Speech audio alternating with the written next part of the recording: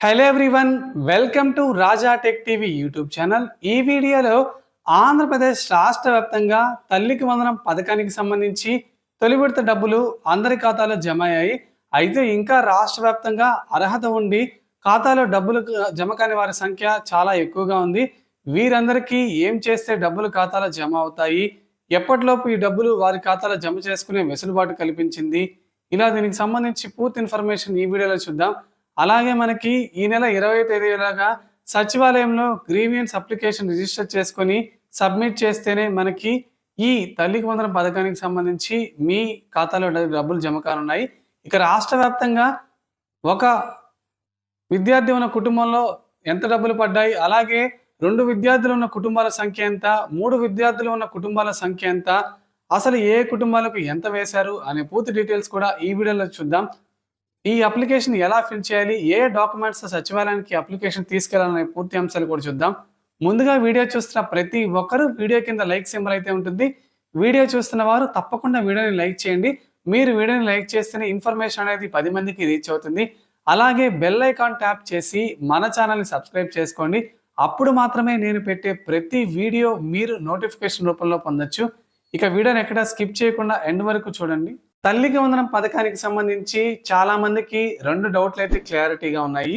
అర్హత ఉండి కూడా మా పిల్లలకు తల్లికి వందనం డబ్బులు పడలేదని చాలా మంది అయితే అడుగుతున్నారు.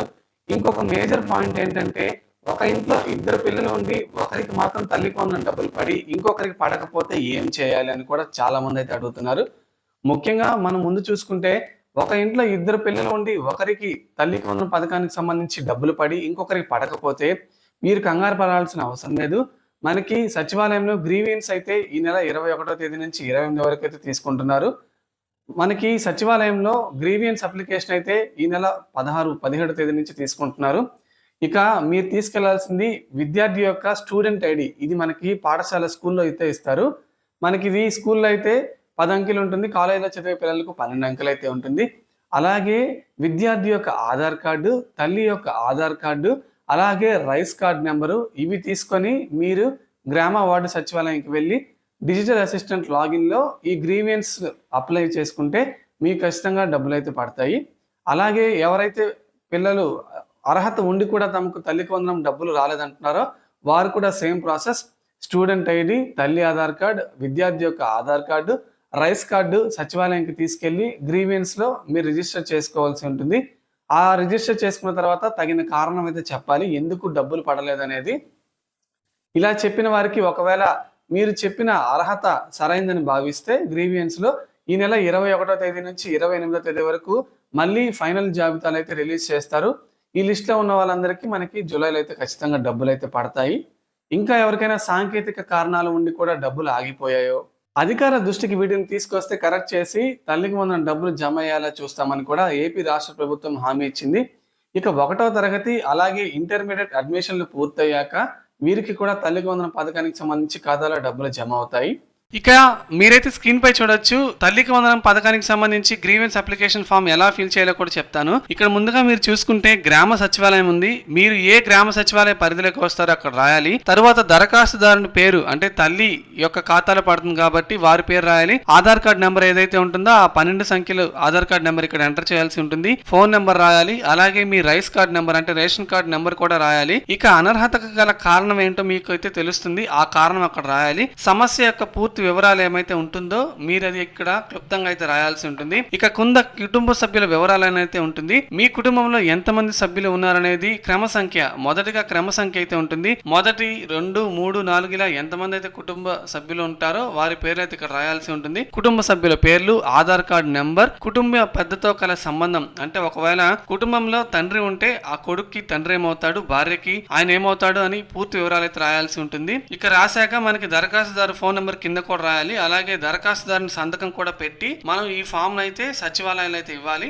ఆంధ్రప్రదేశ్ రాష్ట్ర వ్యాప్తంగా మనకి బాబు షూరిటీ భవిష్యత్ గ్యారంటీలో తల్లికి వందనం పథకానికి సంబంధించి ఏపీ రాష్ట్ర ప్రభుత్వం ఇప్పటికే నిధులు జమ చేసింది. ఇక ఈ నిధులు తీసుకునేందుకు మహిళలు ఒక్కసారిగా బ్యాంకుల్లోకి అయితే భారీగా వచ్చారు. ఈ నిధులు అందరికీ జమ అయ్యాయి. అయితే కొంతమంది మొబైల్ ఫోన్లకు మెసేజ్లు రాకపోయినా డబ్బులు తీసుకున్న వారు ఉన్నారు. అలాగే మొబైల్ ఫోన్లకు మెసేజ్ వచ్చినా ఖాతాలో డబ్బులు పడని వారు కూడా ఉన్నారు. వీరెవ్వరూ కంగారు పడాల్సిన అవసరం లేదు. మనకి ఆల్ఫాబెటికల్ ఆర్డర్ ప్రకారం ఇక మనకి బ్యాంకుల వారీగా ఈ డబ్బులనైతే ఆంధ్రప్రదేశ్ రాష్ట్ర ప్రభుత్వం ఖాతాల్లో అయితే జమ చేస్తుంది. ఇక ముఖ్యంగా మనకి అన్ని అర్హతలు ఉండి డబ్బులు పడకపోవడానికి కారణాలు కూడా చాలామంది అయితే అడుగుతున్నారు. మాకు అన్ని అర్హతలు ఉన్నాయి. గతంలో కూడా మేము తల్లికి వందనం పథకానికి సంబంధించి డబ్బులు తీసుకున్నాము. కానీ ఈ ఏడాది ఎందుకు మాకు ఖాతాలో డబ్బులు పడలేదని కామెంట్ సెక్షన్‌లో అయితే చాలామంది అడుగుతున్నారు. ఈ తల్లికి వందనం పథకానికి సంబంధించి అర్హత లిస్ట్‌లో పేర్లు లేని వారికి ఈ నెల 20వ తేదీ వరకు గ్రామ వార్డు సచివాలయంలో గ్రీవియన్స్ అప్లికేషన్‌లు అయితే నిర్వహిస్తుంది. మీకు ఈ పథకం ఏ కారణం చేతైతే రిజెక్ట్ అయి ఉంటుందో ఆ కారణం సరైనది కాదని నిరూపించుకోవాల్సి ఉంటుంది. దీంతో పాటు కుటుంబ సభ్యుల ఆధార్ కార్డ్ తప్పనిసరిగా లింక్ చేసి ఇవ్వాలి. అలాగే అప్లికేషన్ పై కంపల్సరీ చైల్డ్ ఇన్ఫో అని ఖచ్చితంగా మెన్షన్ చేయాల్సి ఉంటుంది. ఈ డాక్యుమెంట్స్ ని మనం గ్రామ వార్డు సచివాలయాల్లో అయితే అందించాల్సి ఉంటుంది. ఇక ఒక విద్యార్థి ఉన్న కుటుంబానికి తల్లికి వందనం పథకం కింద మనకి 15,000 జమ చేస్తున్నారు. 13,000 గతంలో లాగా జమ చేశారు. మిగిలిన 2,000 రూపాయలు పాఠశాల మెయింటెనెన్స్ కింద కలెక్టర్లకు గ్రీవియన్స్‌లో అయితే డబ్బులైతే జమ అయ్యాయి. మిగిలిన 13,000 నేరుగా తల్లుల ఖాతాలో అయితే జమ అయ్యాయి. ఏపీ రాష్ట్ర వ్యాప్తంగా కేవలం ఒక ఇంట్లో విద్యార్థులు ఉన్న కుటుంబాల సంఖ్య 18,55,760 కుటుంబాలు. ఇద్దరు కుటుంబాలు ఉన్న సంఖ్య 14,55,322 కుటుంబాలకు తల్లికి వందనం అయితే డబ్బులు జమ అయ్యాయి. ముగ్గురు విద్యార్థులు ఉన్న తల్లుల ఖాతాలో మనకి 2,10,684 కుటుంబాల ఖాతాలో అయితే డబ్బులు 39,000 రూపాయలు చొప్పున జమ అయ్యాయి. 20,000 కుటుంబాల్లో నలుగురు విద్యార్థులు చదువుకుంటున్నారు. వీరి ఖాతాలో 52,000 రూపాయలు జమ అయ్యాయి. ఇది ఫ్రెండ్స్ మనకి ఏపీ రాష్ట్ర వ్యాప్తంగా తల్లికి వందనం పథకానికి సంబంధించి ఏపీ రాష్ట్ర ప్రభుత్వం ఖాతాలో డబ్బులపై తీసుకొచ్చిన ముఖ్యమైన న్యూస్ అప్డేట్. మీ ఇంట్లో ఎంతమంది ఈ పథకానికి సంబంధించి డబ్బులు తీసుకున్నారో, మీకు ఎంత పడ్డాయో అనేది కింద కామెంట్ సెక్షన్‌లో కామెంట్ చేయండి. వీడియోని లైక్ చేసి మన ఛానల్‌ని సపోర్ట్ చేయండి.